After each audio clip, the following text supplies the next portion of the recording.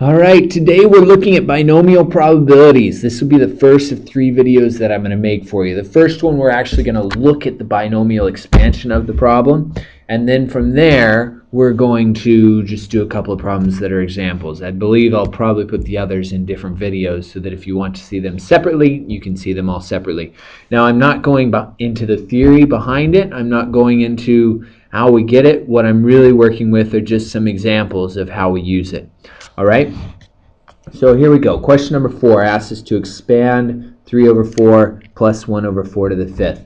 Now, in order to do this, we're going to need to use Pascal's triangle. Pascal's triangle is 1, 1, 1, 1, 2, 1, 1, 3, 3, 1. And I can keep on going forever, but I won't, because really I need the 5th row. But remember, this first row is considered row 0. So 1, 2, 3, 4, and so I need the 5th one right here. 1, 5, 10, 10, 5, 1. So that would be it. So if I'm going to expand the first one, the first term will have an exponent, coefficient of 1. So it'll be 1 times 3/4 to the 5th.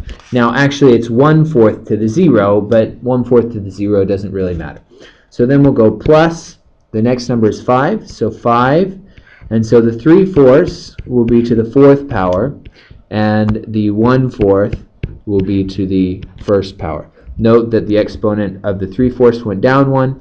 The exponent of the 1/4, remember before I said it was 1/4 to the 0 power, it's gone up 1. And then we'll go to the 10. So 10 is the next one right here. So 10 times 3/4 to the 3rd times 1/4 squared. Again, the 3/4 increases, the 1/4 decreases. Now I'm going to do the others real quick. Woo, that was fast! So all those are done now. Now note that I'll know that I chose the right row if by the time I get to the end, the 3/4 go down to 0 and the 1/4 are now to the 5th power. Okay, so I've expanded now. That was letter A. Now letter B actually asked us to use that information. So here we go. In New Zealand, 1946, there were 2 different coins of value, 2 shillings. These were normal kiwis and flatback kiwis in the ratio 3 to 1. So there are 3 normal kiwis for every 1 flatback kiwi. Okay? From a batch of 1946 2-shilling coins, 5 were selected at random with replacement. So you pull it out, put it back in. Okay, what is the probability that 2 were flatbacks? Okay, well, we've already got the idea that there, out of every 4 coins, 3 of them should be normal. So you have a 3 in 4 probability of pulling a normal coin. You have a 1 in 4 of getting a flatback coin. So if you compare this to our first binomial expansion up here, we can then look at, okay, well, if I want 2 flatbacks, that means I need 2 of these 1/4. So I look through until I find 2 1/4. So that is the probability that 2 are flatbacks and 3 are the normal coins. And so if I multiply that out, which I can do fairly quickly and easily here on my handy-dandy TI-84, and so I'm just going to move it over so I can actually see that. So we'll go 10 times 3 over 4 to the 3rd power times 1 over 4 to the 2nd power. And we go BAM! And we get 0.264.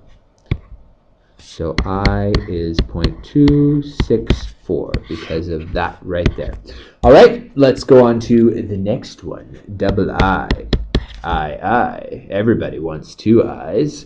At least 3 were flatbacks. Okay, so at least 3. So that means we need to have 3 flatbacks, 4 flatbacks, and 5 flatbacks. Remember again, flatbacks are the 1/4. So this one represents 3, this one represents 4, this one represents 5. And so you can add all those together on your TI-84 and you will get the answer if you do that. So let's go ahead and see if we can do that. And then I'm going to show you the easier way to do it. No, that's getting annoying. So let's turn off that, so we just have the calculator. So I'm going to go 10 times, actually, no, this will be easier if we just do this. We'll go 10 times 3/4 squared. Oh, it didn't get rid of it, did it? Okay, there we go. Times 1/4 to the 3rd power. Okay, so that one is 0.0879. Okay, and then we'll look at getting 4 flatbacks. So this one will be 1/4 to the 4th power, 3/4 to the 1st power, and then there won't be a 10 in front, there will be a 5 in front. Sorry, my handy dandy TI-84 is very slow on the computer. So there we go. So 0.0146. And then of course I can do 1 times 1/4 to the 5th. So I'm just going to type that one in. And I get, so 4, 1, 2, 3, 4. So 3 zeros, 0.000977. And I can add all those together. And if I do that, so plus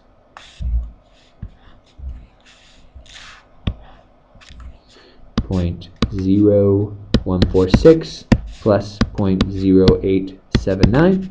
And when I do that, I get 0.103. So 0.103. Now, of course, there's another way to do this. You can use the calculator to find out getting more than 4. Now, or sorry, more, at least 3, so 3, 4, or 5. Now, the easier way to do this, instead of looking at the flatbacks, because your calculator will do a cumulative distribution, but your calculator will do from a certain number down. And so you have a couple of options. I guess the easiest option would be probably just to consider 2, 1, or 0 flatbacks. And so we're going to go second vars.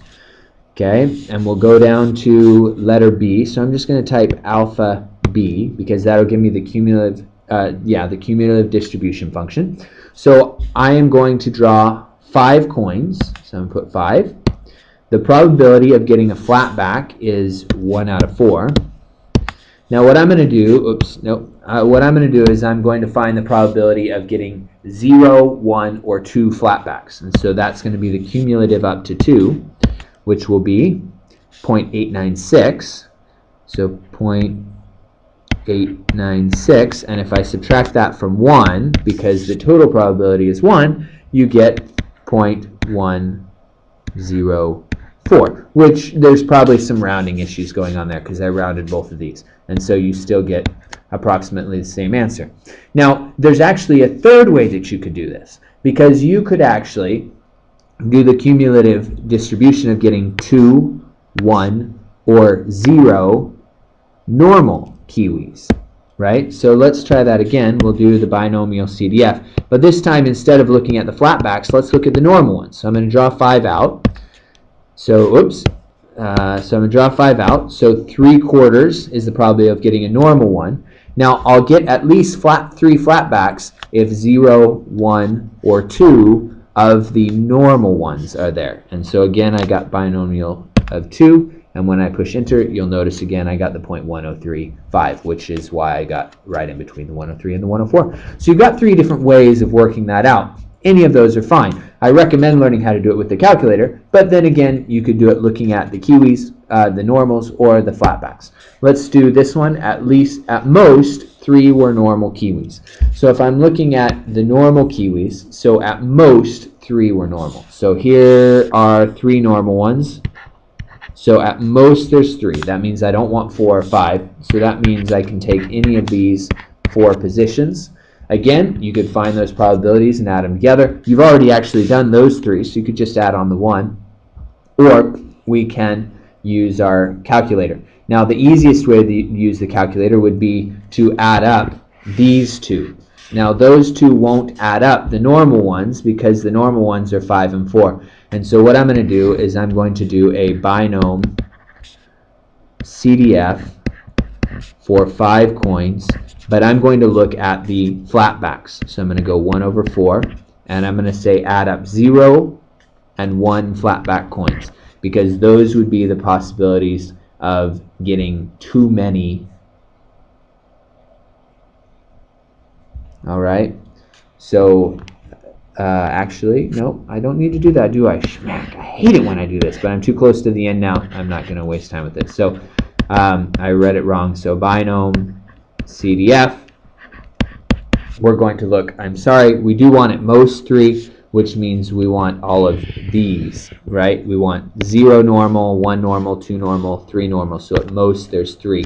So I am adding up those. So I am going to take 5 coins. I'm going to say a probability of 3/4 for getting normal, and I want 0, 1, 2, or 3.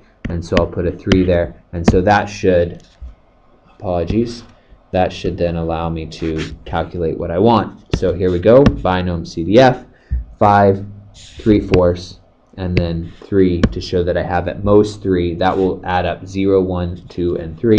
And so I push enter, and I get 0.367.